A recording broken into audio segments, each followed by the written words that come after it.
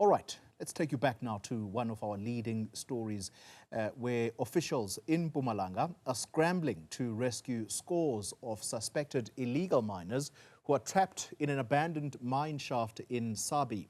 Police say 6 of the zamas who resurfaced told them about the difficult conditions underground. Let's get the latest now. And joining me is Mpumalanga Community Safety spokesperson. That's Ms. Spokesperson Moeti Mmusi. Mr. Mmusi, good evening to you and thank you for your time. Let's talk about how, firstly, the authorities were alerted to this situation in Sabie. Can we start there? Thank you very much, Mr. Mugambi, and a very good evening to you as well as your viewers, wherever they are watching from. Yes, it's true. Information has come to the MEC and the entire provincial government through the police that there were indeed an estimated number of about 150 illegal miners who are trapped in one of the shafts in Sabie, in one of the mines that are no longer used.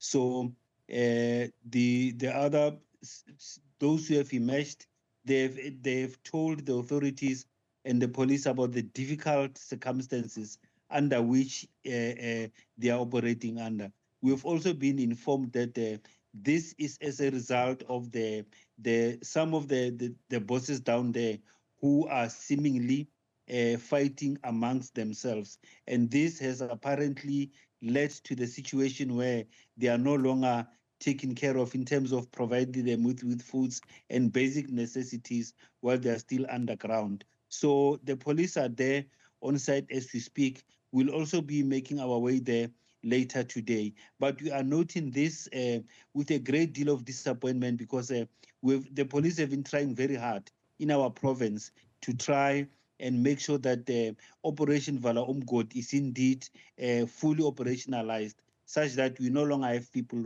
who are still underground digging or mining illegally. Yeah. Talk to us about the situation underground then, the 6 that have come up. They've told this story. Do we know whether there are any people who are dead underground? We cannot confirm what they are saying to us. But initially, when we started going there, when this story surfaced, was that every now and then when somebody dies while underground, what will happen is that those who are underground, they will try and bring the remains of that person to the surface so that the police can actually see and take action. According to the information, the little information that we have gathered from those who have been underground is that the conditions underground are unbearable. And what we have also gathered is that we could have more bodies of the people who have lost their lives due to the unbearable conditions underground. And remember, taking into cognizance the fact that some have been starved food for quite some time and the extreme heat that is currently taking place throughout the country. You can imagine how's the situation underground. So we cannot rule out the possibility of more and more people being brought to the surface while they are no longer alive. All right, Mr. Mmusi, I just want to make sure that you and I are on the same page. So are there dead people at this mine in Sabie right now, at this disused mine?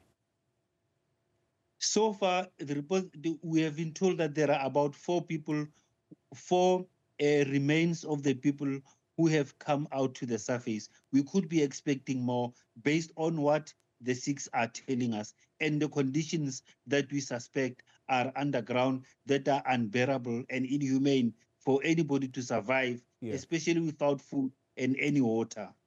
Final question to you. In Stilfontein, the police, South African Police Service, have totally refused to go underground.